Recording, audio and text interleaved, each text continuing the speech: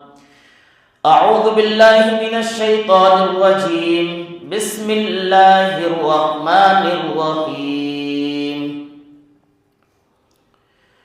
وَلْتَكُن مِّنكُمْ أُمَّةٌ يَدْعُونَ إِلَى الْخَيْرِ وَيَأْمُرُونَ بِالْمَعْرُوفِ وَيَنْهَوْنَ عَنِ الْمُنكَرِ وَأُولَٰئِكَ هُمُ الْمُفْلِحُونَ. سبحانك لا علم لنا إلا ما علمتنا إنك أنت العليم الحكيم. رب اشرح لي صدري ويسر لي أمري واحلل عقدة من لساني يفقهوا قولي. رب زدني علما اللهم رب زدني علما آمين.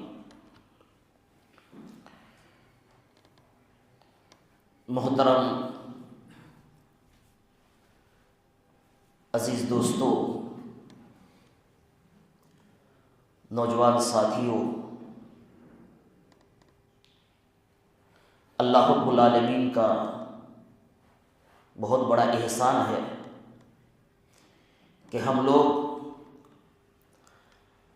الاحسان گروپ کے اس مجلس میں شرکت کا ہمیں موقع ملا.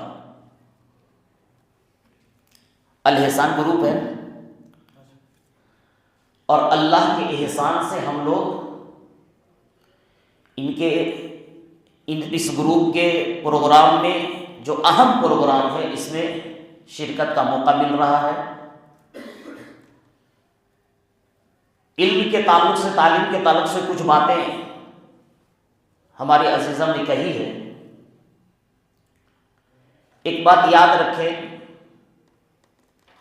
کہ آج کا دن پورے ہندوستان میں اور خصوصاً گجرات میں اور اس سے بھی زیادہ ہمارے اس نڈیال کے اندر بڑا اہم دن ہے.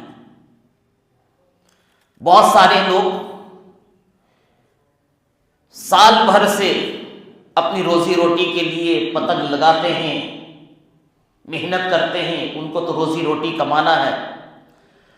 اور اس تاریخ کے لیے ایک ہفتہ پہلے سے بہت سارے گھرانوں کے افراد ذمہ دار، باپ ہے تو اپنے بچوں کے لیے، بچے بڑے ہیں تو اپنے بھائیوں کے لیے، اپنے بھتیجوں کے لیے اہتمام کرتے ہیں. وہاں سے لے آنا، وہاں سے لے آنا، جیسے صبح ہوگی فوراً ڈھابے پہ جا کر کے انجوائے کرنا ہے. حالانکہ یہ بات چھپی نہیں ہے، کسی سے چھپی نہیں ہے کہ ایسا کرنا سراسر حرام ہے. پتنگ بازی سراسر حرام ہے. اب کہہ سکتے ہیں کہ جو لوگ لگا رہے ہیں، پتنگ بنا رہے ہیں، ان لوگوں کا کیا مسئلہ؟ بہت بڑے بڑے علماء آتے ہیں، آپ ان سے پوچھ لیجئے. بہت بڑے بڑے علماء آتے ہیں، آپ ان سے پوچھ لیجئے کہ یہ مسئلہ ہے کیسا. میں اس مسئلے پہ نہ جاتے ہوئے یہ چلانے کا جو معاملہ ہے، اس معاملے پر ایک تو دینی اعتبار سے نقصان ہے اور دنیاوی اعتبار سے تو جان اور مال دونوں چیزوں کا نقصان ہے. بہرحال اللہ رب العالمین امت مسلمہ کو اس قسم کے مشرکانہ اور دشمنان اسلام کے طرز رویے سے مسلمان کو محفوظ فرمائے. مجھے جو اشارہ کیا گیا تھا کہ چونکہ یہاں بہت سارے جو نڈیال کے اندر تنظیمیں چلتی ہیں، ان تنظیموں سے جڑے ہوئے لوگ بہت سارے یہاں، انہی لوگوں کا خاص طور پر پروگرام ہے، یا کچھ اور بھی لوگ ہوں گے، تو اس قسم کی باتیں رکھی جائے جو ہمارے لیے، دوسروں کے لیے، سب کے لیے فائدہ ثابت ہو. دیکھیے، میری بات کو تقریر کے انداز میں نہ سنیں، ہو سکتا ہے کہ بیچ میں تقریری انداز آ جائے. میں 3-4 قرآن کی آیت اور جناب محمد الرسول اللہ صلی اللہ علیہ وسلم کی ذخیرہ احادیث میں سے 2 حدیث آپ کے سامنے پیش کروں گا، اس امید پر کہ اللہ تبارک و تعالیٰ کہنے والے کو اور ہم تمام سننے والوں کو عمل کی توفیق عطا فرمائے. اس لیے کہ ہم اصلاح تو دوسروں کی کرتے ہیں، دوسروں کی اصلاح کرتے ہیں، لیکن اپنی اصلاح کی ہم فکر نہیں کرتے. بات وہی ہے کہ دھول چہرے پہ بس پڑی ہوئی ہے اور آئینہ صاف کر رہے ہیں. آئینہ صاف کرنے سے چہرہ صاف نہیں ہوگا. چہرہ آئینہ صاف تبھی ہوگا جب ہم اپنے چہرے کے دھول کو صاف کر دیں گے. میرا کہنے کا مطلب یہ ہے کہ اصلاح یہاں سے نکلتی ہے. پہلے دل کا اصلاح ہو جائے، ہماری زبان کی اصلاح ہو جائے. کچھ ایسی باتیں میری آ سکتی ہے، تلخ باتیں بھی ہو سکتی ہے. میں آپ کا بڑا بھی بھائی ہوں، چھوٹا بھی بھائی ہونے کے ناطے قرآن حدیث کی روشنی میں اگر کچھ باتیں تلخ ہو جائے تو معاف فرمائیے گا اللہ کے واسطے. ہم تو اصلاح کی دوسرے کی فکر کرتے. اچھا آئیے، اللہ تبارک و تعالیٰ نے ہمیں دنیا کے اندر کیوں بھیجا ہے؟ کس وجہ سے بھیجا ہے؟ ہمارا اس دنیا کے اندر وجود کا مقصد کیا ہے؟ نبی کے بھیجنے کا مقصد تو یہ ہے، اللہ نے قرآن میں کہہ دیا ہے کہ هو الذی بعث فی الامیین رسولا منہم یتلو علیہم آیاتہ. نبی امی کو بھیجا گیا اس دھرتی کے اوپر اس وجہ سے کہ وہ لوگوں کے سامنے اللہ کا پیغام پہنچائے، لوگوں کے سامنے اللہ کا پیغام پہنچائے، اللہ کے آیتوں کی تلاوت کرے. وَيُزَكِّيهِمْ، اور لوگوں کو تزکیہ کرے، اس کے دلوں کو پاک کرے، تزکیہ نفس کرے. چنانچہ اسی مشن کو لے کر کے اللہ کے پیارے حبیب جناب محمد رسول اللہ صلی اللہ علیہ وسلم آگے بڑھے. صحابہ کرام جڑتے چلے گئے، صحابہ کرام آپ کا ساتھ دیتے چلے گئے. اور اس امت محمدیہ کے تعلق سے رب کائنات قرآن مقدس کے اندر فرماتا ہے وَلْتَكُن مِّنكُمْ أُمَّةٌ يَدْعُونَ إِلَى الْخَيْرِ وَيَأْمُرُونَ بِالْمَعْرُوفِ وَيَنْهَوْنَ عَنِ الْمُنكَرِ، کہ تم میں سے ایک گروہ، ایک جماعت ایسی ہو کہ لوگوں کو خیر کی طرف بلائے، بھلائی کی طرف دعوت دے، اچھے کام کی طرف بلائے، ان کو یہ بتلائے کہ یہ کام غلط ہے، یہ کام صحیح ہے، ان کو بتلائے. اچھا ایسا کیوں؟ وہ بھی انسان، ہم بھی انسان ہیں، ایسا کیوں اللہ تعالیٰ نے کہا؟ ایک سوال ہے. دیکھیے قرآن کی اگر 2 آیت آپ جانتے ہیں اس کا ترجمہ سمیت آپ پڑھیے اور اس آیت کے اندر خود دماغ کے اندر سوال بنائیے اور سوال دماغ سے بنا کر کے اس کا جواب تیار کرنے کی کوشش کیجیے. اللہ تبارک و تعالیٰ نے ایسا کیوں کہا کہ تم میں سے ایک گروہ، ایک جماعت ایسی ہونی چاہیے وَلْتَكُن مِّنكُمْ أُمَّةٌ يَدْعُونَ إِلَى الْخَيْرِ، لوگوں کو بھلائی کی طرف بلائے. بھائی جانتا ایک انسان شراب پینا حرام ہے، غلط ہے، نہیں پینا چاہیے، لیکن پھر بھی جا رہا ہے. کیوں؟ اس کا دماغ کام کرنا چھوڑ دیا اس ٹائم پہ کہ یہ غلط ہے، یہ صحیح ہے. اس کے دھن لگا ہوا ہے کہ اس کو پینا ہی ہے. آگ جل رہی ہے، انسان بڑھے آگے تو آگ کے اندر گر جائے گا، اس کی جان جا سکتی ہے. دوسرا آدمی اس کو پکڑ کے کھینچ رہا، بھائی آگ کے اندر مت جاؤ، یہ بچانے والا. حالانکہ انسان دیکھ رہا ہے کہ یہ غلط ہے، اس پر ایمان جا سکتا ہے، اس کے باوجود بھی وہ جا رہا، آگے بڑھ رہا ہے. اللہ رب العالمین نے دنیا کے اندر ایک ایسے گروہ کی، جماعت کی تشکیل کا نبی کے ذریعے سے حکم دیا کہ حق اور ناحق چیزوں میں تمیز اور فرق کر دے. اللہ رب العالمین قرآن مقدس کے اندر فرماتا ہے، جانتے ہیں ہماری کیا اہمیت ہے رب العالمین کے نزدیک؟ رب العالمین نے فرمایا کنتم خیر امۃ اخرجت للناس تأمرون بالمعروف وتنہون عن المنکر، کہ تم بہترین امت ہو. دیکھیے بھائی جو لوگ کام کر رہے ہیں ان کو کام کرنے دیجیے، آپ لوگ بیٹھے ہیں آپ بیٹھے رہیے، دھیان بالکل سامنے رکھیے. ہم سیکھنے آئے ہیں. بھلے یہ آیت بڑی مشہور ہے لیکن اس آیت کے ذریعے سے اللہ نے پیغام کیا دیا ہے. اور نبی صلی اللہ علیہ وسلم کا جب درس ہوتا تھا، آپ کے خطبے ہوتے تھے، آپ کی تقریر ہوتی تھی، تو صحابہ کرام کہتے ہیں کہ گویا کہ ہمارے سروں پر چڑیا اور پرندہ بیٹھا ہوتا تھا. کیا مطلب ہے کہ وہ ہلتے نہیں تھے، ادھر ادھر نہیں. تو لہٰذا آنے جانے والوں کو مت دیکھیے کہ وہ کیا کر رہے ہیں، کہاں جا رہے ہیں. آپ اپنا دھیان جس مقصد سے آئے وہ مقصد بالکل سامنے ہو.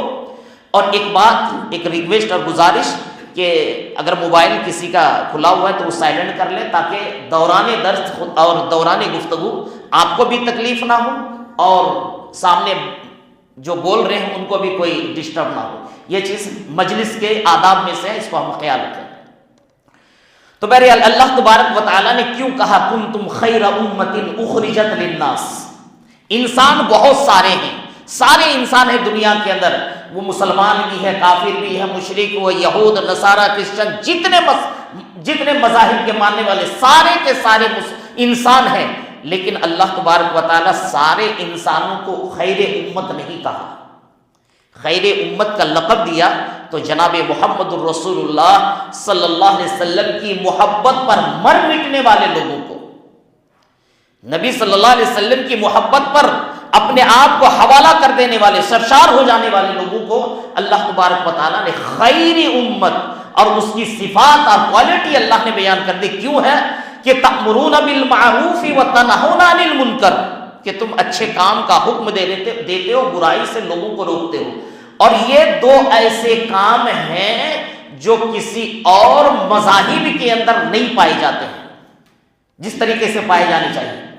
ابھی ایک ویڈیو دیکھ رہا تھا واٹس ایپ کے اندر، یوٹیوب کے اندر، ایک ہندو برہمن ہے بنگال کا، وہ کہہ رہا ہے کہ مسلمان بچہ جب ہفتے میں، ایک 10 سال کا بچہ ہفتے میں جمعہ کا دن آتا ہے تو اس کو پتا ہے کہ نہا دھو کر کے، اچھا کپڑا پہن کر کے، ٹوپی لگا کر کے، کرتا پجامہ لگا کر کے وہ مسجد کے اندر جاتے ہیں. ایک بچہ جب 3 سال 4 سال کا ہو جاتا ہے تو اس مسلمان بچے کو اس کے ماں باپ آ کر کے مسجد میں ڈال دیتے ہیں تاکہ وہ دھرم کی کتاب پڑھے، قرآن پڑھے. ہمارے ہندوؤں میں کہاں ایسا مدرسہ ہے، ایسا اسکول ہے بتاؤ کہ جہاں 4 سال کے بچے کو ہمارے دھرم کی تعلیم دی جائے؟ تو بڑی اچھی بات اس نے کہی کہ یہ ہماری خصوصیت ہے بھائی، یہ ہماری اچھائی ہے جو آج دنیا ماننے پر مجبور ہے کہ اسلام کے اندر ہے تو خوبی. اس وجہ سے اسلام کے ماننے والوں کو کبھی بدنام نہیں کیا جا سکتا. تو میرے پیارے بھائیوں، اللہ تبارک و تعالیٰ نے ہماری یہ خصوصیت اور خوبی بتائی کہ کنتم خیر امۃ اخرجت للناس، کہ لوگوں کے لیے تم نکالے گئے، لوگوں کے لیے دنیا کے اندر بھیجے گئے ہو. لہذا ہماری ذمہ داری ہے کہ جہاں ہم دوسروں کی اصلاح کریں، دوسروں کی اصلاح جب کریں گے تو ہمیں اپنے نفس کے اندر بھی جھانکنا ہے، اپنے نفس کے اندر بھی جھانکنا ہے کہ جس چیز سے ہم منع کر رہے ہیں وہ ہمارے اندر پائی جا رہی ہے کہ نہیں. کسی کو ہم نماز کے لیے کہیں گے ہم نماز کے پابند ہیں کہ نہیں. کسی کو زبان کی اصلاح کی بات کہہ رہے ہیں، ہماری زبان صحیح ہے کہ نہیں. کسی کا کاروبار غلط ہے، اس کو کہہ رہے ہیں کہ یہ کاروبار غلط ہے. ہمارا کاروبار کیسا ہے، ہمارا لباس کیسا، ہمارا چہرہ کیسا، ہمارا گھر کیسا ہے، یہ ساری چیزوں کا انتظام ہمیں پہلے سے اپنے اندر سے کرنا ہے. اور یہی وجہ ہے اللہ کے پیارے نبی جناب محمد الرسول اللہ صلی اللہ علیہ وسلم کو جب اللہ تبارک و تعالیٰ نے نبی بنا کر کے بھیجا تو آپ کو پتا ہونا چاہیے کہ پہلی قرآن کریم کی جو پہلی آیت نازل ہوئی، پہلی سورت جو سورہ اقرا، سورہ علق کے نام سے ہے، اس کے بعد اللہ تبارک و تعالیٰ نے نبی کریم صلی اللہ علیہ وسلم پر ایک سورت اور نازل کی، دعوت و تبلیغ کے تعلق سے حکم دیا اور کس طریقے سے رہنا ہے، کیا کرنا ہے، کس انداز میں رہنا ہے.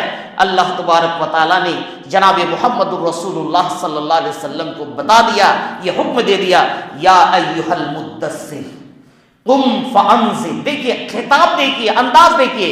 جبکہ اللہ کے نبی صلی اللہ علیہ وسلم نبوت سے پہلے نہ غلط کام کرتے تھے، ناپاک رہتے، نہ نبوت کے بعد، اس کے باوجود بھی اللہ رب العالمین نے جناب محمد الرسول اللہ صلی اللہ علیہ وسلم کو یہ حکم دے رہے، کہہ رہے یا ایھا المدثر، ایک چادر اوڑھنے والے، قم فانذر، آپ کھڑے ہو جائیے، آپ کھڑے ہو جائیے. وَرَبَّكَ فَكَبِّرْ، اپنے رب کی بڑائی اور عظمت کو لوگوں کے سامنے بیان کر دیجئے. لوگ اللہ کو بھول چکے ہیں، اپنے رب کو بھول چکے ہیں، اپنے خالق کو بھول چکے ہیں، رب کو چھوڑ کر کے غیروں کے آستانے پہ جا کر کے ان کا ماتھا جھک رہا ہے. اے نبی آپ کھڑے ہو جائیے اور رب کی عظمت کو بیان کیجئے. وَرَبَّكَ فَكَبِّرْ، اور حکم دے وَثِيَابَكَ فَطَهِّرْ، اپنے کپڑے کو پاک رکھیے۔ نبی کا کپڑا پاک ہمیشہ، لیکن اس کے باوجود نبی کے ذریعے سے تعلیم امت کو دینا، وَثِيَابَكَ فَطَهِّرْ وَالرُّجْزَ فَاهْجُرْ، گندگیوں سے الگ رہیے، ناپاکی سے الگ رہیے، اپنے آپ کو پاک کر لیجئے۔ اور اس پاکی سے یہ بھی مراد ہو سکتا ہے کہ آپ اپنی امت کے لوگوں سے کہہ دیجئے کہ تن کو بھی پاک رکھے اور اپنے من کو بھی پاک رکھے، اپنے تن اور من دونوں کو پاک رکھیں۔ انسان دنیا کے اندر نزاکت، خوبصورتی کو چاہتا ہے، اس کی شکل خوبصورت ہے، اس کے کپڑے، اس کے لباس خوبصورت ہیں، لیکن دل کے بڑے کالے انسان ہیں، دل اس کا صاف نہیں ہے۔ بہت سارے ایسے انسان دنیا کے اندر ہے، سماج میں کوئی حیثیت نہیں ہے، اس کو اپنے قریب نہیں بیٹھانا چاہتا ہے، لیکن ہے بڑا دل کا پاک انسان۔ میرے پیارے بھائیوں، بڑے غور کرنے کی بات ہے، ہم اپنی شکل کو خوبصورت بنا لیں، رب کے یہاں کوئی حیثیت نہیں ہے۔ کپڑے خوبصورت ہو جائیں، رب کے یہاں مقام اور مرتبہ نہیں بڑھ سکتا ہے۔ رب کے یہاں مقام اور مرتبہ اس انسان کا ہے من جاء بقلب سلیم، جو اللہ کے سامنے جائے تو سلیم، سچا اور سیدھا دل لے کر کے جائے، سچا اور سیدھا دل لے کر کے جائے۔ میرے پیارے بھائیوں، حضرت عبداللہ بن مسعود کی ایک بات ہمارے سامنے ہونا چاہیے۔ حضرت عبداللہ بن مسعود رضی اللہ تعالیٰ عنہ، بڑی پیاری بات ہے، غور سے سنیے اور اس کو اپنے ذہن کے کھانے میں بیٹھا کر کے رکھیے۔ عبداللہ بن مسعود رضی اللہ تعالیٰ عنہ کہتے ہیں اطلب القلب فی ثلاثۃ مواطن، کہ میرے ساتھیوں، اپنے دل کو 3 جگہوں میں جا کر کے ڈھونڈو، ٹٹول کر کے دیکھ لو، چھان بین کر کے دیکھو کہ 3 جگہ میں تمہارے سینے میں دل دھڑکتا ہے کہ نہیں، تمہارے دل کے اندر کیا اثر پیدا ہو رہا، 3 جگہوں میں دیکھو۔ فی مجالس الذکر، جب اللہ رب العالمین کا ذکر ہو، اللہ رب العالمین کی باتیں بیان ہو، قرآن اور حدیث کی باتیں ہو، اللہ اور اس کے رسول کی بات ہو، تو دیکھو وہ بات تمہارے دل کے اندر اثر ہو رہا ہے کہ نہیں ہو رہا، ان باتوں کا اثر تمہارے دل میں، وہ باتیں تمہارے دل میں کیا اثر پیدا کر کے تمہاری زندگی کو کیا تبدیل کر رہا ہے، یہ دیکھو۔ وفی مجالس الذکر، اس لیے میرے پیارے ساتھیوں، مجلسوں میں تو بات سن لیتے ہیں، بسا اوقات مقرروں کی تقریر اتنے اثر انداز ہو جاتے ہیں کہ آنکھوں سے آنسو بہہ نکلتے ہیں، دل نرم پڑ جاتا ہے، لیکن جب یہاں سے اٹھ کر کے باہر چلے جاتے ہیں دل کی وہ کیفیت نہیں رہتی، پھر وہی حالت ہماری رہتی جو اس مجلس میں آنے سے پہلے۔ میرے پیارے بھائیوں، یہ الگ بات ہے کہ وہ کیفیت نہ رہے، لیکن اتنا تو ہونا چاہیے کہ ہم غلط راستے پر، غلط طرز پر اور غلط زندگی ہماری نہ گزرے۔ پہلی بات کہتے ہیں فی مجالس ذکر، ذکر کی مجلس میں۔ دوسری بات کہتے ہیں وفی تلاوت القرآن، جب قرآن کریم کی تلاوت کرو تو دیکھو کہ وہ تلاوت تمہارے دل کے اندر، تمہارے ایمان کے اوپر کیا اثر چھوڑ رہا ہے، تمہارے سینے میں دل دھڑک رہا ہے کہ نہیں۔ قرآن کی تلاوت کے وقت دیکھو کہ وہ قرآن کی آیتیں تمہیں کیا پیغام دے رہا ہے، تمہیں کیا پیغام لینا ہے، کیا نصیحت لینی ہے، یہ بات تم دیکھو۔ تیسری چیز کا ہے وفی الخلوۃ، تنہائی میں دیکھو کہ تمہارے سینے کے اندر دل دھڑکتا ہے کہ نہیں۔ انسان مجلسوں میں بڑے دیندار جب تنہائی میں چلے جاتے ہیں تو اللہ کے عذاب، اللہ کی گرفت، اللہ کی پکڑ سے انسان آزاد ہو جاتے ہیں۔ خاص طور پر اس ٹائم کہ جب جوانوں کی، نوجوان دوستوں کی جوانی شباب پر ہو اور اس کے رگ و ریشے کے اندر جوانی کے خون دوڑ رہے ہوں، اور رات کی تنہائی میں پوری دنیا سے کٹ کر، لائٹ بند کر کے، کمرے کی کھڑکیاں بند کر کے، اس کے موبائل کے سوا اس کے ساتھ کوئی نہ ہو، موبائل کی اسکرین چل رہی ہو، اس کی انگلی ہو، اس کا دماغ ہو، جب ٹچ ہو رہا ہو انگلی، اس تنہائی میں تمہارا دل موبائل کی اسکرین میں کس حصے کو ٹچ کر رہا ہے، تمہارا دل کس حصے کو ٹچ کرنے کے لیے کہہ رہا ہے، یہ اللہ حضرت عبداللہ بن مسعود کہتے ہیں وفی الخلوۃ، تنہائی میں اللہ رب العالمین کو یاد کرو اور دیکھو کہ تمہارے سینے کے اندر دل دھڑکتا ہے نہیں۔ میرے پیارے دوستوں، ہم تو سمجھ رہے ہیں کہ سارے لوگ بالکل دیکھ نہیں رہے ہیں، گھر کے سارے افراد سو چکے ہیں، تنہائی میں کون دیکھنے والا ہے۔ میرے پیارے بھائیوں، آپ اس کا مسجد میں بیٹھے ہوئے ہیں، سی سی کیمرہ لگا ہوا ہے. آپ شاپنگ مال پہ جائیں گے کیمرے لگے رہتے ہیں. بڑے بڑی جگہوں میں جا کر کے ایسے جگہوں میں جائیے سی سی کیمرہ لگا ہوا رہتا ہے اور لکھا ہوا یو آر انڈر سرویلانس. آپ سی سی کیمرہ کے قید میں ہے, آپ کیمرے کی نظر میں ہیں. غلط حرکت کرو گے پکڑے جاؤ گے. میرے پیارے بھائیوں, اللہ تبارک و تعالیٰ یہ سی سی کیمرہ انسانوں کا بنایا ہوا, ایجاد کیا ہوا, جو مشینری چیز ہے, خراب بھی ہو سکتی ہے اور ہو بھی جاتی ہے. لائٹ ہے تو کام کر رہا, نہیں ہے تو کام کرنا چھوڑ دیا. لیکن اللہ تبارک و تعالیٰ نے 24 گھنٹے ہمارے سامنے ہمارے ساتھ کیمرہ فٹ کر دیا ہے. رب کے عذاب اور اس کی گریف سے ہمیں کوئی خوف اور کوئی فکر نہیں. صرف یہ دیکھ رہے کہ کوئی ہمیں دیکھ رہا کہ نہیں دیکھ رہا. عبداللہ بن مسعود کہتے ہیں فی الخلوۃ, تنہائی میں اللہ رب العالمین کو دیکھ کر یاد کر کے دل کے اندر, اپنے سینے کے اندر دل محسوس کرو کہ تمہارے سینے میں دل دھڑکتا ہے یا نہیں. پھر کہتے ہیں جو بات بتاتے ہیں, اگر تمہیں 3 جگہوں میں فَإِن لَمْ تَجِدْ فِيهِ قَلْبًا, اے میرے دوستو, قرآن کی تلاوت کے وقت, ذکر کی مجلس میں, تنہائی میں اگر تمہارے اندر سینے میں دل نہیں دھڑک رہا ہے, دل پر کوئی اثر نہیں ہو رہا ہے, فَاسْأَلُوا اللَّهَ قَلْبًا آخر, اللہ رب العالمین سے ایسا دل مانگو, اللہ سے ایسے دل کا مطالبہ کرو کہ اس دل میں قرآن کی تلاوت بھی آئے, اس دل میں ذکر و اذکار کی باتیں بھی آ جائے, وہ دل تنہائی میں اللہ کو دیکھ کر کے رونے لگے. ایسا دل اللہ رب العالمین سے مانگو. یہ پیغام عبداللہ بن مسعود کا ہے. میرے پیارے بھائیو, ضرورت ہے اس بات کی کہ اگر ہم مجلسوں میں رب کا خوف کھاتے ہیں تو ہم تنہائی میں بھی اپنا ڈر اپنے سینے میں رکھیں. یہ ہمارے اسلاف ہمیں یہ پیغام دے کر کے جا رہے ہیں. لہٰذا اللہ کے پیارے نبی صلی اللہ علیہ وسلم کے تعلق سے رب العالمین فرماتا ہے کہ آپ اپنے کپڑوں کو پاک صاف رکھیں. لہٰذا میرے پیارے بھائیوں, اللہ نے انسان کو پیدا کیا ہے. انسان کے اندر اللہ رب العالمین نے 3 قسم کے نفس کو رکھا ہے. 3 طرح کے نفس اللہ تعالیٰ نے انسان کے سینے میں رکھا ہے. ایک ہے نفس امارہ, نفس لوامہ اور نفس مطمئنہ. تینوں نفس کی مثال اللہ نے قرآن کریم کے اندر دیا ہے کہ نفس امارہ انسان کو گناہوں کی طرف رغبت دلاتا ہے کہ بھائی نہیں ہے, گناہ کر لو, اب جھوٹ بول لو, یہ کام کر لو, کون دیکھنے والا ہے. لیکن ایک نفس ایسا بھی ہے لوامہ جو انسان کو ملامت کر رہا ہے کہ نہیں, یہ کام نہیں کرنا چاہیے. انسان جب گناہ کر لیتا ہے, گناہ کرنے کے بعد اس کو پچھتاوا ہوتا ہے, یار ایسا نہیں کرنا چاہیے. یہ نفس لوامہ ہے جو انسان کو ملامت کر رہا ہے. ایک ہے نفس مطمئنہ کہ اطمینان والی نفس. جب ایک انسان, ایک بندہ مومن نیک اعمال کر لیتا ہے, فجر کی نماز پڑھ لی اور پھر ظہر کی نماز ادا کر لی, نیک کام کر لیا, تو اس کے دل کے اندر اطمینان محسوس ہوتا ہے. اور اس کا اندازہ آپ رمضان کے مہینے میں کیجیے. پورا دن بھوکا پیاسا رہ کر کے افطاری کرنے کے بعد آپ جب نماز پڑھ کے گھر میں بیٹھتے ہیں تو دل کو ایک شانتی ملتی ہے, ایک سکون ملتا ہے, ایک اطمینان قلب ہوتا ہے کہ آج پہلا روزہ مکمل کر لیا.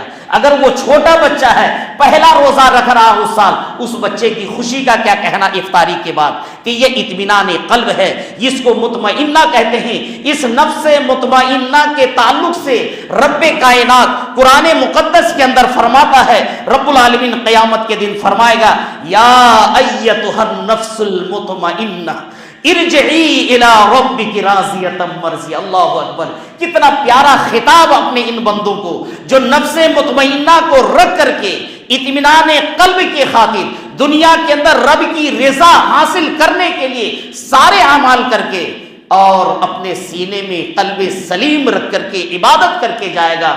رب کائنات فرمائے گا ارجعی الی ربک راضیۃ مرضیہ, تو اپنے رب کی طرف خوش و خرم لوٹ جا. تو اپنے رب کی طرف جا, تو اپنے رب کے اوپر راضی ہے, تیرا رب تیرے اوپر راضی ہے. یہ رب کا قرآن کہہ رہا. میرے پیارے بھائیوں, ضرورت ہے اس بات کی کہ ہم اپنے سینے کو درست کر لیں. اپنے سینے میں جو دل دھڑک رہا ہے, اس دل کی اصلاح کر لیں. ہم اپنے آپ کی اصلاح کریں, انشاءاللہ ہمیں دیکھ کر کے دوسرا بھی اسی طرز کو اختیار کریں گے جو طرز ہم چل رہے ہیں. ہم سنستھا سے جڑے ہوئے ہیں, تنظیم سے جڑے ہوئے ہیں, یہ ہمارے لیے بڑی خوشی کی بات ہے. اور اس کو فخر نہ سمجھیں, اس کو کبھی فخر نہ سمجھیں کہ ہم فلاں تنظیم سے جڑے ہوئے ہیں، ہم فلاں تنظیم ہیں، ایسا کبھی فخر نہیں ہونا چاہیے۔ رب کا شکر ادا کیجئے کہ اللہ نے آپ کو اس کام کے لیے چنا ہے۔ سمجھ رہے ہیں کہ اللہ تبارک و تعالیٰ نے آپ کو اس کام کے لیے چنا ہے کہ آپ دوسرے کی فکر کریں، آپ اپنے اندر کی اصلاح کریں۔ اللہ رب العالمین قرآن مقدس کے اندر فرماتا ہے یا ایھا الذین آمنوا لم تقولون ما لا تفعلون۔ میں کہنا چاہوں گا میرے دوستو کہ اصلاح ہم دوسرے کی کریں گے، اس سے پہلے ہمیں اپنے اصلاح کی فکر کریں۔ میں نے ایک مثال دی تھی کہ دھول چہرے پہ ہے، آئینہ ہم صاف کرتے رہیں، کبھی نہیں ہو سکتا ہے۔